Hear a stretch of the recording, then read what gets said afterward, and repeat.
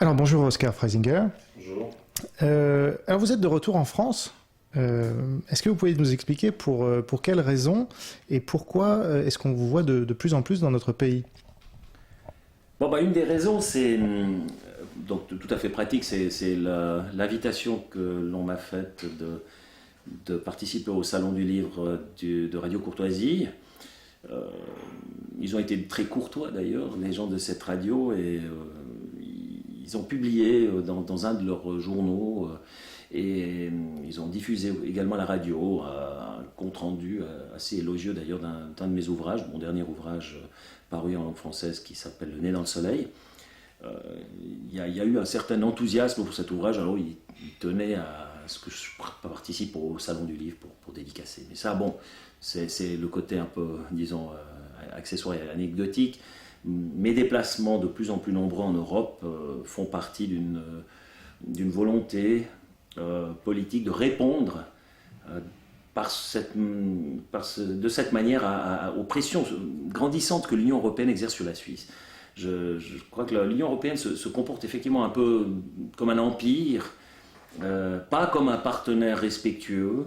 On parle d'une exception politique, une sorte de politisches Unding, ils disent même en allemand. Donc il y a un ministre allemand qui s'est exprimé de cette manière concernant la Suisse, disant que c'est une sorte de presque déformation politique ou quelque chose dans ce genre, cette Suisse, un corps étranger, parce qu'évidemment que ça ennuie les élites européennes de constater qu'au cœur même de cette Union européenne, il y a un pays qui fonctionne sur des règles démocratiques totalement différentes et réellement démocratiques.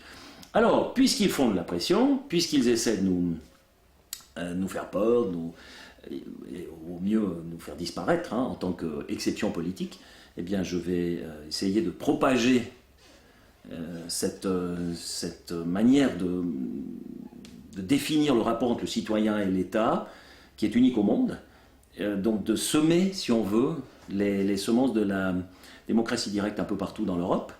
Et puis quand ils arrêteront de faire des pressions sur nous, je m'abstiendrai d'aller semer cela chez eux, mais je pense que de toute manière, ils n'arrêteront pas, parce que c'est le propre même d'une gestion impériale, disons, des rapports entre les citoyens et l'État, et puis qu'il faudra vraisemblablement attendre la prochaine crise financière et l'effondrement de l'Europe pour arriver à une redéfinition de ce que sera l'Europe de demain. Mais en attendant, je m'aperçois que l'écho est positif, il y a une attente très très forte des gens, il y a un ras-le-bol, les gens ne s'identifient plus avec l'action du monde politique dans l'Union européenne, les gens en ont assez de se faire dicter tout par une sorte de structure abstraite qui décide par-dessus leur tête. Et donc, c'est vrai que l'accueil pour la démocratie directe est toujours très chaleureux. Donc, je pense qu'il y a un terrain à conquérir là. Et alors, quel est votre rapport avec la France? On a l'impression que c'est un pays aujourd'hui un peu orphelin politiquement et que vous représentez quelqu'un à qui on peut croire, parce qu'ici on a arrêté de croire à la politique depuis assez longtemps pour certains d'entre nous. Là, ce que vous venez de dire me fait penser par exemple à l'exception culturelle française qu'on a revendiquée très longtemps. Or, par exemple à Bruxelles, vous avez parlé en français dans le Parlement flamand. Et quel est votre rapport avec la France? Est-ce que vous avez l'impression de nous représenter malgré vous, un peu? Bon, non, je ne m'arrogerai pas ce rôle-là. La France a suffisamment de personnes de qualité pour être représentées par des Français de souche, mais la France a toujours constitué pour les Suisses une sorte de grand frère culturel, parce que la Suisse romande n'a pas de vie culturelle totalement indépendante de la France. On est quand même fortement calqué sur ce qui se fait en français, c'est certain ça. Donc on n'a pas créé une sorte de noyau culturel suffisamment fort pour exister de manière indépendante. On a une interdépendance totale avec la France. Et ça a toujours été un peu le grand frère, que ce soit au niveau culturel, historique, etc.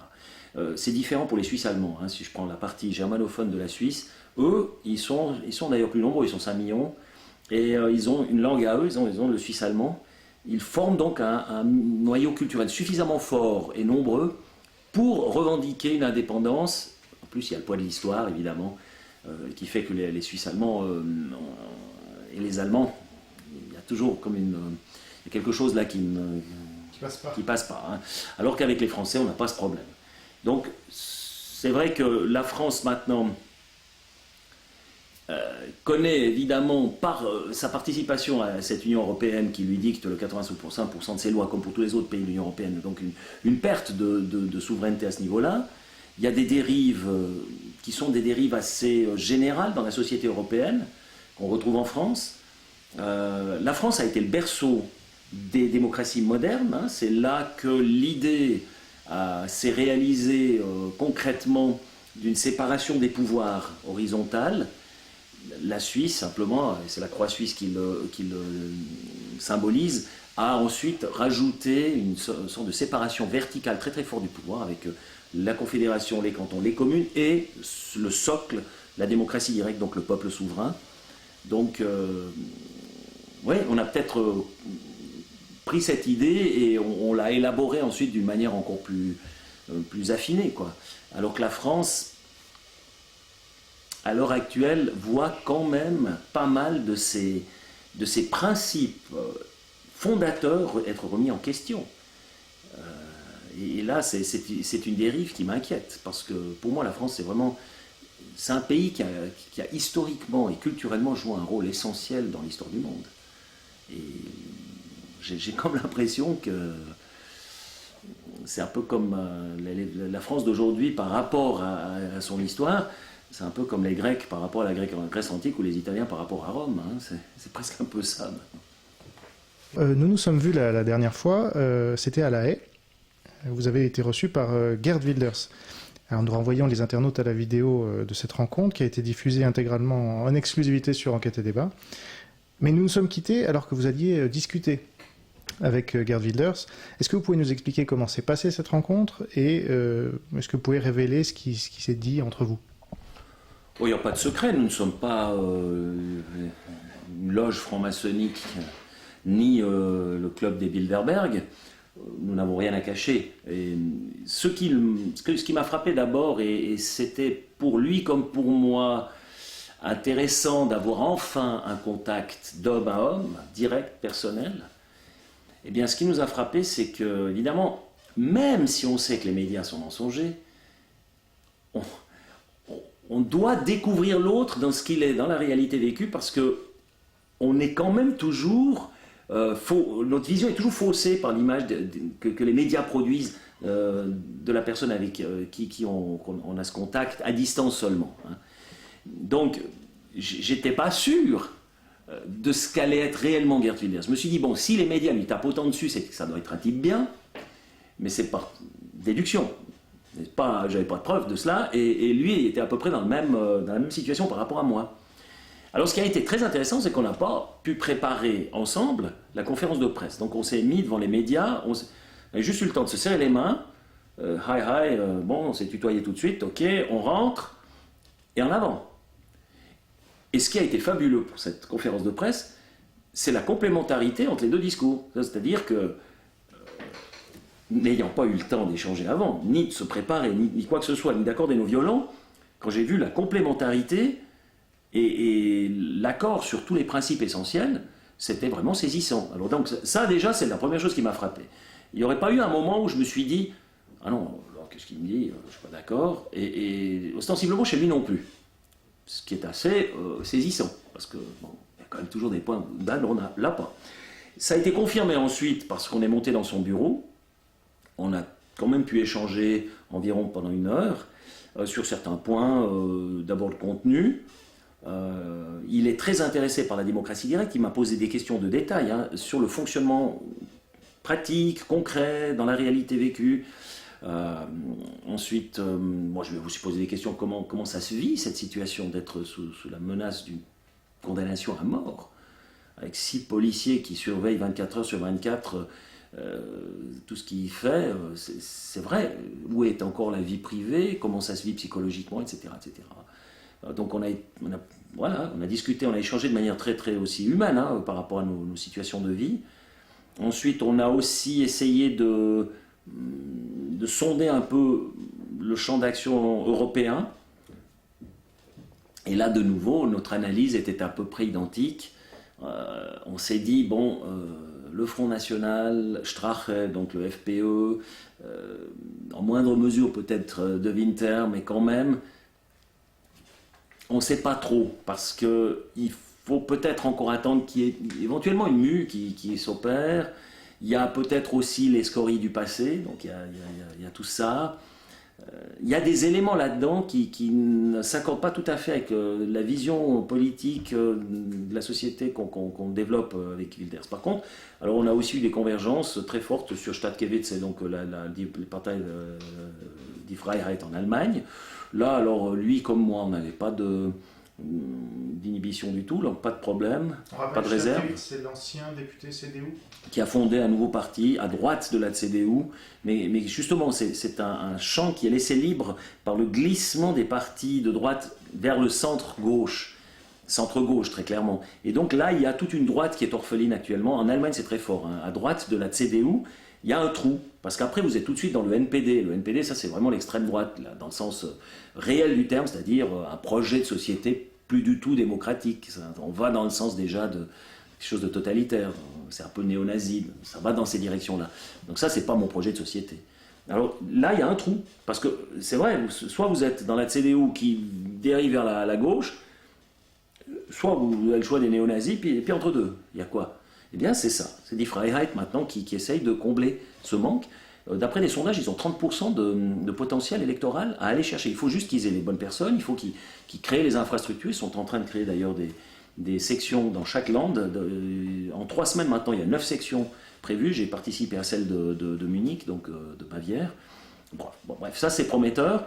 Il m'a dit, et ça je me base sur ce que lui me dit, je n'ai pas moi-même de contact directement pour le moment, le Danois, paraît-il, est bien aussi. Donc, les Danois, le groupe là, le parti politique de droite du Danemark, serait également plus ou moins dans ce créneau-là. Et c'est des gens qui sont... s'appelle comment? Je ne sais pas le nom. C'est Parti des Libertés aussi, ou c'est autre chose? Je ne sais pas exactement le terme qu'ils utilisent. Je sais qu'il y a ce parti qui a eu un grand succès aux élections la dernière fois. Je sais qu'il existe, c'est un peu la politique qu'ils font. Ils ont suffisamment de pouvoir maintenant pour déterminer quand même passablement la politique aussi du gouvernement. On s'est aperçu avec Schengen et tout ça. Mais j'ai pas de contact encore. Alors là, il faut encore que je découvre. Mais voilà, donc on a quand même des relais possibles. La France, c'est un problème parce que vous avez le terrain qui a été occupé par le Front National. Et le Front National, c'est une structure qu'on ne sait pas où situer. Difficile à situer. Alors il y a 36 000 analyses, il y a le changement qui a été opéré maintenant, enfin si changement il y a, mais il semblerait quand même qu'il y ait une évolution avec Marine Le Pen, mais on a l'impression que c'est pas encore tout à fait mûr, hein, au niveau du programme, au niveau des buts réels qui sont poursuivis. Moi pour le moment je constate que sur des points essentiels, c'est pas tellement compatible. J'ai rien personnellement contre ces gens.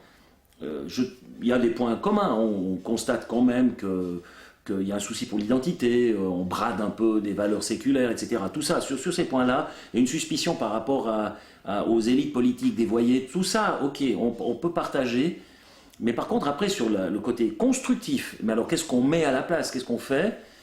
J'ai lu un essai de M. Alliot, qui est vice-président du Front National, où sur 10 pages il nous prouve que la démocratie directe, c'est en fait la dictature de la populace. Bon, alors si c'est ça, sa conception de la démocratie directe, on ne va pas pouvoir s'entendre, parce que moi je suis un grand défenseur de la démocratie directe, donc on a déjà un problème. Ensuite, j'ai vu dernièrement, il y a un communiqué de Marine Le Pen qui affirme que la charia est parfaitement compatible avec l'état de droit. Ça, j'aimerais bien qu'elle me le prouve, parce que moi je ne vois pas comment. C'est la charia ou c'était les 5 piliers de l'islam, non? Non, il me semble que c'était la charia, elle parlait de la charia. Faudrait vérifier. Mais même les 5 piliers, vous pensez qu'ils sont compatibles ou pas? Moi, je pense que le dogme islamique n'est pas compatible avec l'état de droit parce qu'il n'avait pas été constitué, et construit, et voulu et inventé pour ça. Donc c'est quelque chose. L'islam veut déjà dire soumission. Nous, les démocrates suisses, comme j'en suis un représentant, nous ne voulons pas un citoyen soumis. Nous voulons un citoyen souverain, indépendant, qui prend son destin en main lui-même. C'est pas la soumission à un dogme abstrait qu'on veut. Donc me dire que ça c'est compatible, ben non, c'est pas compatible. Les musulmans peuvent être compatibles avec nos sociétés s'ils s'intègrent, oui. Ben, il faut qu'ils s'intègrent. S'ils s'intègrent pas, il y aura quelque part toujours des frottements. Maintenant, s'ils se tiennent à nos lois, on peut encore vivre avec, hein, c'est pas un problème. Mais au moins ça c'est le minimum, disons, syndical qu'on est obligé quand même d'exiger. Ensuite, il y a un troisième point, c'est quand même, je perçois, mais là il faudrait que je creuse un peu, mais il me semble que c'est quand même passablement jacobin cette histoire, c'est étatiste et centralisateur. Nous sommes libéraux et fédéralistes. Donc, si j'additionne tout ça, je vois que quand même, quand en Suisse, des fois, certains essaient de nous dire que nous sommes un peu comme le Front National en Suisse. Non, pas du tout. Notre modèle de société semble ostensiblement très différent. Maintenant, bon, on peut toujours discuter avec les gens, hein, ça c'est pas un problème, mais je constate quand même ces points qui nous créent une divergence que je n'ai pas avec Geert Wilders, que je ne sens pas du tout avec lui. Donc, voilà. Alors, justement, autre question sur Marine Le Pen. Elle a choisi une stratégie de dédiabolisation, comme on dit, qui consiste à faire des procès en diffamation à la moindre personne, journaliste ou homme politique, qui lui manquerait de respect. Bon. Alors elle attaque en diffamation VSD, par exemple, qu'il a qualifié de fêtarde, donc ça va quand même assez loin, mais elle attaque aussi Jean-Luc Mélenchon, qu'il a traité de fasciste, enfin quiconque l'appelle fasciste ou extrême droite, elle attaque. Ce qui n'est pas votre stratégie à vous, parce que vous êtes aussi qualifié de la sorte. Est-ce que vous pensez que c'est une bonne stratégie, cette sorte de judiciarisation du débat ? Elle répond donc à une stratégie des antiracistes, hein, qui consiste à menacer constamment par l'article, chez nous c'est l'article antiraciste, l'article 261 bis du Code pénal, mais chez vous, pour la loi Guesso, des choses comme ça. Ouais. Bon, enfin, on utilise l'appareil instrumental, l'appareil juridique pour faire taire les gens, évidemment, ce qui est indigne, à mon avis, d'une démocratie. Là, sur ce point-là, j'admire les Américains, d'autres choses, oui, ils sont nettement moins sympathiques, mais sur ce point-là, le premier amendement, ils s'y tiennent. Et à mon avis, c'est la preuve quand même d'une très très grande confiance dans la force de résistance de la démocratie, hein, par rapport à la liberté d'expression. Je veux dire, quelqu'un peut produire des idées complètement idiotes, mais laissons-le dire. On va l'interdire de dire des choses idiotes, on donne de la valeur à ces choses idiotes. C'est vrai, en les interdisant, on crée des martyrs, on accorde une valeur que ces idées n'ont pas. Alors que si on le laissait dire, c'est par exemple le combat contre les islamistes en Suisse. Dernièrement, ils ont fait un grand raout à Bienne, et l'un des secrétaires de mon parti m'a téléphoné, m'a dit il faut manifester, il faut demander l'interdiction. J'ai dit mais non, il faut les laisser parler. Plus on les laisse parler, moins on aura de problèmes parce qu'ils se discréditent. Il y a un moment, ce discours, il passe pas. Et quand ils peuvent parler librement, ils se lâchent et ils disent des âneries. Et on n'a pas besoin de combattre des âneries. Elles se combattent elles-mêmes. Donc c'est ça qui est merveilleux. En Suisse, on dit laisse pisser le mérinos. Hein, donc ça se règle tout seul. Par contre, dès le moment où je viens, je manifeste, je crie, je hurle, j'essaie d'interdire, automatiquement je donne de l'énergie à l'adversaire. Je lui donne une légitimité, j'accrédite quelque part une certaine valeur à cette thèse, puisque je juge nécessaire de développer autant d'énergie négative. Donc ça, c'est pas nécessaire. Maintenant, c'est vrai que c'est désagréable. Moi, je le vois moi-même. Je suis constamment insulté de cette manière. Je vois Geert Wilders l'est aussi. On peut répondre de cette manière en se disant, bon, mais alors moi maintenant, je vais simplement retourner cette arme contre les autres. Moi, je l'ai fait sur un point. Hein. J'ai déposé plainte quand on m'a présenté sur une affiche avec Adolf Hitler à côté, l'image d'Adolf Hitler et de moi à côté, puis Autrichien, on a déjà donné. Pourquoi ? Parce que je ne suis pas un professionnel de la politique, je suis enseignant à 65%. En Suisse, nous n'avons pas de professionnels, nous sommes on appelle ça le parlement de milice, et que, en tant que citoyen, enseignant, prof d'allemand en plus, qui ensuite doit aller devant une classe qui a vu cette affiche dans tous les journaux, j'estime qu'on m'a profondément posé un problème dans ma vie de citoyen normal. Si j'étais que politicien à la rigueur, je me dis ça fait partie du jeu, mais je ne le suis pas. Je suis père de famille, mes enfants ensuite ont à subir cela. Comment vous imaginez ma fille qui entre dans sa classe, qui donc, est élève dans le même collège, et sur le pupitre de ses camarades, il y a une photo de son père à côté d'Adolf Hitler et Autrichien, on m'a déjà donné. Il y a des limites. Mais là, c'est de la simple limite du code pénal, c'est pas un délit d'opinion. C'est comme si, moi je ne peux pas vous insulter maintenant comme ça, comme je veux. Il y a des dispositions prévues dans le code pénal. L'injure, ça existe. La diffamation, l'atteinte à l'honneur, ça existe. Là où ça ne va plus, c'est quand c'est le délit d'opinion. Parce que je peux quand même être critique par exemple sur le dogme islamique. Prenons l'islam, je peux avoir une vision aussi critique de l'islam que ce que j'ai quand j'enseigne par exemple l'époque baroque à mes élèves, j'ai une vision quand même très critique de l'Église catholique de ce moment-là, donc de l'absolutisme qui a été très très fortement soutenu par l'Église à ce moment, et où il y avait des dérives évidentes. Alors si je ne peux plus dire ça, je ne peux plus critiquer les diverses dérives qui peuvent être de tous bords. Hein. Vous avez des dérives, dès qu'une chose est poussée à son extrême, elle devient quelque part une menace quand même pour l'équilibre intérieur des choses. Si on ne peut plus faire ça dans une démocratie, ben cette démocratie n'est plus une démocratie, c'est clair. Et dès le moment où on fait taire ces gens-là, eh bien c'est le silence des tombeaux qui s'installent. Donc, dans le cas de Marine Le Pen, alors, vous trouvez qu'elle fait bien d'intenter tous ces procès en diffamation ? Je suis partagé. D'un côté, c'est un pied de nez qu'elle fait en disant aux autres, ben voilà, puisque ça fait des années maintenant que dès que nous on l'ouvre, vous venez avec cette arme, eh bien moi je vais rétorquer de cette manière. Mais il faut avoir beaucoup d'argent pour ça. Ça coûte très cher et c'est des procédures très longues. Moi je vois, ça me prend un temps fou parce qu'il a été condamné en première instance. Il a fait appel, il a été condamné de nouveau en deuxième instance et maintenant on va au tribunal fédéral et ça continue. Mais ça c'est chaque fois des procédures, c'est des frais, c'est quand même long. Alors il y a peut-être des moyens. Écoutez, pourquoi pas ? Il faut voir sur la durée ce que ça donne. Bien. Alors, on revient à votre conférence de presse commune avec Geert Wilders. Il y avait très peu de médias. Est-ce que c'était voulu ou pas ?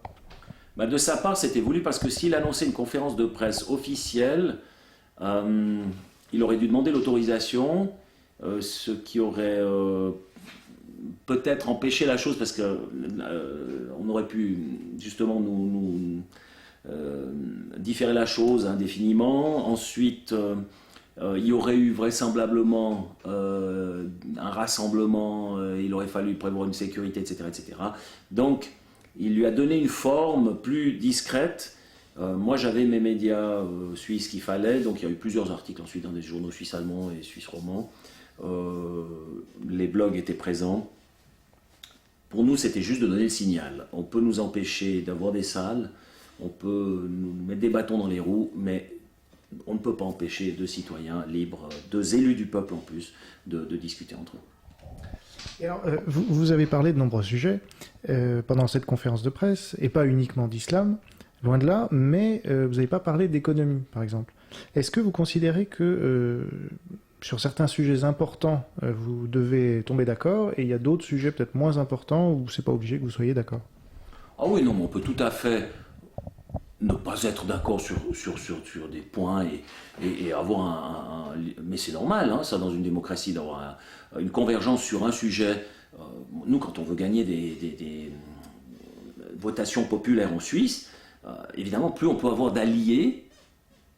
Ça m'est arrivé d'être du même bord que les socialistes sur un sujet particulier. Ou les écolos aussi, je crois. Ou bien des fois avec les Verts. Donc c'est tout à fait possible. Ça fait partie du jeu. Hein. Alors on sait que ça n'engage rien sur les autres domaines, mais sur ce domaine-là, on serait idiot de ne pas réunir nos forces pour l'emporter. Alors ça m'est déjà arrivé. Ça ne me pose aucun problème. Moi, je discute avec tout le monde. Hein. J'estime que la personne qui est en face de moi, si elle a une autre vision du monde et qu'elle a une autre opinion de la société, etc., c'est un signe de bonne santé mentale. Hein. Je n'ai pas envie de constamment n'avoir qu'un miroir en face. Ça m'ennuie profondément. Donc une personne qui ne pense pas comme moi, pour moi, c'est un défi, c'est intéressant. Ensuite, on va débattre. Alors, ce que je trouve toujours déplorable, c'est quand la personne en face, ostensiblement, est en manque d'arguments, ne se borne qu'à m'insulter. Et en fait, à essayer de discréditer d'avance mon discours en disant « Oui, mais vous, de toute façon, vous êtes un facho, donc tout ce que vous allez dire est idiot. » Alors attendez, mais laissez-moi le dire, et puis essayez d'amener les arguments contre, et puis on verra après. Mais non, déjà, il faut détruire le type en face. Alors moi, je suis face à un gars de gauche, je ne vais pas d'entrée de jeu lui dire « Bon, vous êtes une sorte de mini-Staline, tout ce que vous allez dire nous amène au goulag. » Enfin, il ne me viendrait jamais à l'esprit de faire ça.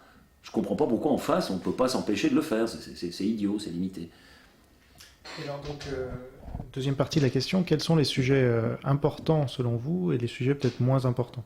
Est-ce qu'on peut les classer? C'est difficile. Alors qu'est-ce qui est important? Bon, il est clair que tout ce qui a trait aux tâches régaliennes de l'État, c'est essentiel. D'abord, si vous ne garantissez pas la sécurité des citoyens, c'est-à-dire ne serait-ce que leur survie physique, bah déjà toute la démocratie, elle bat de l'aile. Donc toute la notion de l'état de droit est remise en question pour ce simple fait-là. Donc la sécurité, c'est élémentaire, sans basculer dans l'état policier. C'est pour cette raison qu'on avait des frontières, une sorte de cordon sanitaire qui permettait d'avoir un espace de liberté à l'intérieur où tout le monde n'était pas suspecté, pas suspect. Mais maintenant, avec les frontières qui volent en éclats, l'insécurité se généralise parce que la libre circulation, c'est aussi la libre circulation des mafias. Tout le monde devient suspect, on commence à démultiplier les caméras, les instruments de sécurité. J'ai l'impression qu'on a là des pompiers pyromanes qui sont en train de nous transformer nos vies en quelque chose qui bascule soit dans le chaos, soit alors dans la surréaction sécuritaire. C'est pas sain tout ça. Mais ça, c'est une tâche essentielle. Sécurité. Ensuite, les gens veulent se nourrir. Donc, il y a comme toute la problématique de la production alimentaire et puis ensuite de l'économie. Donc comment est-ce que je paye mes factures à la fin du mois? C'est essentiel pour un individu. Je paye comment mon loyer? Comment je fais pour vivre? Payer mes factures, nourrir mes enfants, les envoyer à l'école. C'est élémentaire. Après, vous continuez. Hein, donc, mais c'est vrai qu'il y a une hiérarchie quand même. Les produits de luxe venant tout à la fin, évidemment. Donc, c'est pas moi qui invente cette importance, elle est inhérente même au thème. Mais la première des choses, c'est la sécurité. Parce que sinon, si à chaque instant, parce que je me suis librement exprimé, je suis menacé dans ma survie, comme l'est Geert Wilders par la fatwa qui lui a été lancée, bah, c'est la fin des haricots. Hein. Vous pouvez mettre la clé sous le paillasson. Alors, un membre de votre parti, donc l'UDC, vous a ouvertement reproché, dans les médias, je crois, de faire du prosélytisme pour la démocratie directe en dehors de la Suisse, alors que, on aurait plutôt pensé qu'il vous aurait reproché d'avoir rencontré Geert Wilders. Alors, qu'est-ce que vous en pensez? Oui, alors, au contraire des médias qui ont évidemment essayé de me discréditer à travers la personne de Geert Wilders, mais si Geert Wilders vient un jour vraiment en Suisse, il sera discrédité par le fait qu'il vienne chez moi. Donc on discrédite l'un toujours en utilisant l'autre pour ce faire.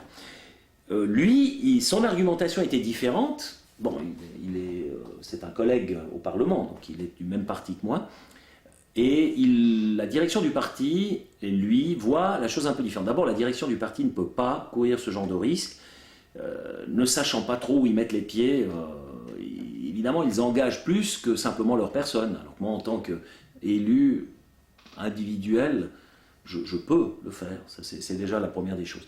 La deuxième des choses, lui, il part du point de vue que la Suisse est un pays souverain, très jaloux de sa souveraineté, qui ne veut pas que d'autres pays, voire l'Union européenne, se mêlent de ses affaires intérieures. Ce que fait l'Union européenne systématiquement.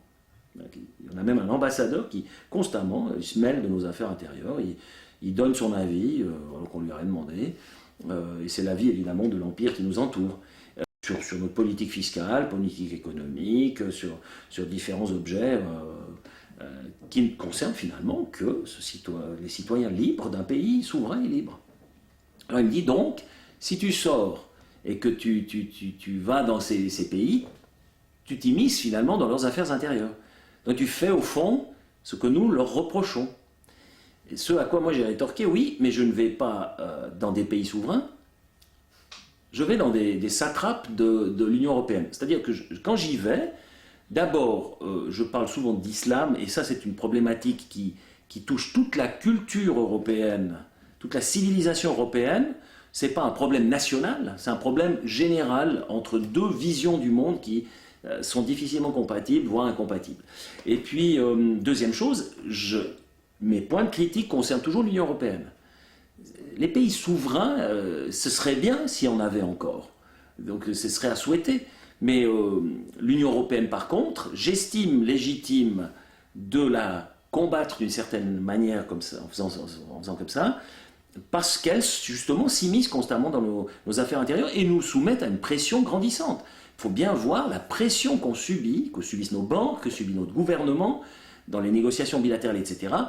Ce n'est pas deux partenaires bienveillants qui négocient, c'est souvent la pression du grand contre ce petit, ce moucheron-là qu'on estime devoir écraser et qui en fait est un empêchant de tourner en rond.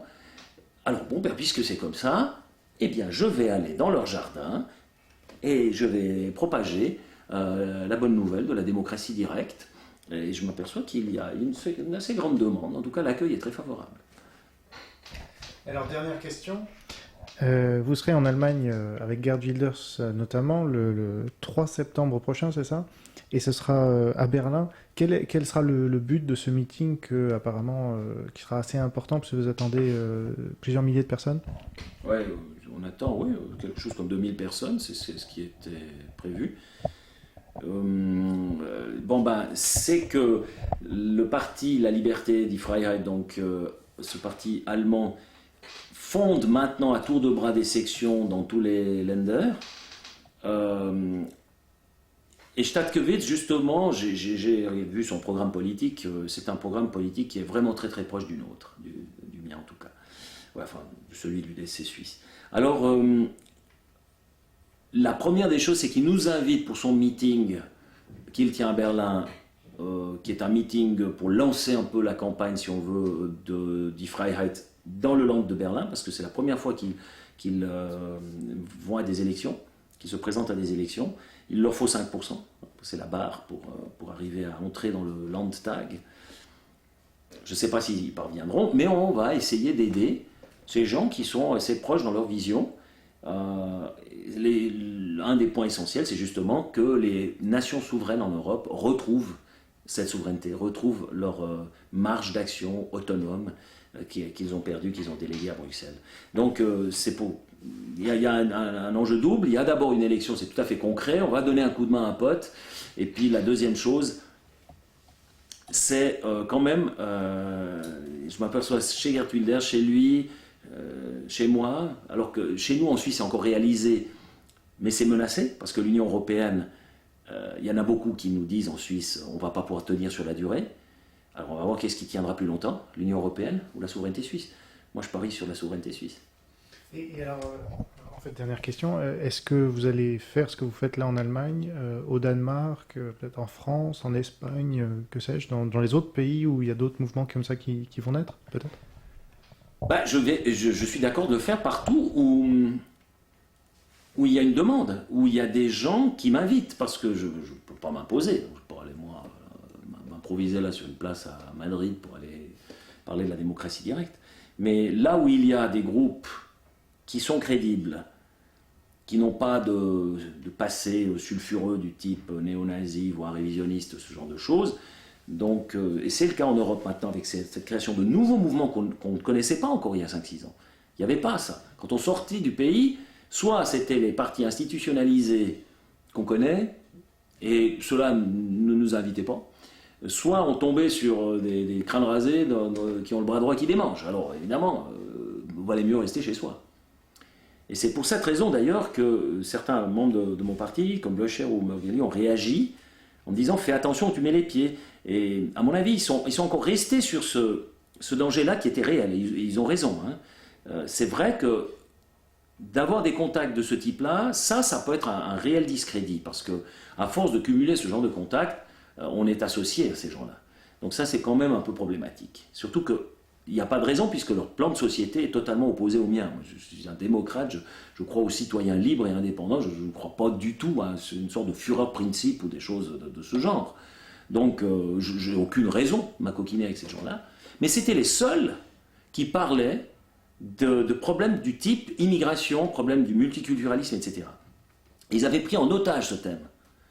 Donc évidemment, les autres n'en parlaient pas, c'était la politique de l'autruche, et eux prenaient en otage ce sujet, et puis moi, depuis la Suisse, avec qui je pouvais parler, avec personne, je n'avais pas de partenaire. Et depuis maintenant quelques temps, je vois apparaître des groupes qui ne sont plus du tout de cette essence-là, ni d'un côté ni de l'autre, qui représentent quelque chose de différent et de nouveau, qui est parfaitement acceptable, qui ne me pose pas de problème, je ne risque pas le discrédit, qui ne me pose pas de problème non plus dans la vision, on peut avoir des différences sur certains points de détail, mais en gros, il y a une nouvelle définition de la gouvernance ou du rapport entre l'État et les citoyens qui est en train de germer dans l'Union européenne. Alors, ils ne pourront pas faire changer ça simplement de par leur activisme, mais s'ils existent, au moment où l'Union européenne s'effondrera, ou cessera d'exister d'une manière ou d'une autre, et à mon avis, ça va arriver, parce que c'est la grenouille qui voulait être bœuf. Ils sont en train de pratiquer une fuite en avant. Ils peuvent encore mettre là-dedans les pays qui veulent, plus ils grandiront, plus ils créeront les énergies mêmes qui amèneront à l'éclatement. Donc c'est exactement ça le processus. Et ça, c'est des lois immuables. C'est aussi vieux que le monde. C'est pas moi qui l'invente. Ça a toujours été comme ça. Alors il faut simplement les laisser. Et là, La Fontaine, avec la grenouille qui voulait être bœuf, voilà, préfigurer le destin de l'Union européenne. Alors le jour où ça éclatera, ces partis joueront un rôle important. Et ils seront là, ils seront présents.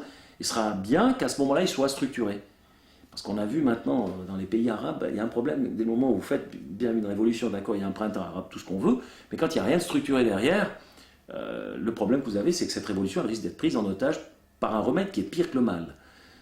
On a vu ça en Iran il y a 30 ans. Hein, donc voilà, donc il ne faudrait pas que ça arrive en Europe. Mais je ne pense pas. Là, actuellement, justement, c'est en train de bouger. Dans certains pays, et je crois que c'est déjà actuellement le cas au Danemark, et partiellement pour Geert Wilders, ils ont déjà atteint une telle capacité d'influencer la politique qu'ils peuvent directement, à l'heure actuelle, même dans la structure actuelle, déjà avoir un impact sur la gestion de leur pays. Danemark, on a vu ça, hein, avec Schengen, Dublin, avec la politique d'immigration qu'ils ont.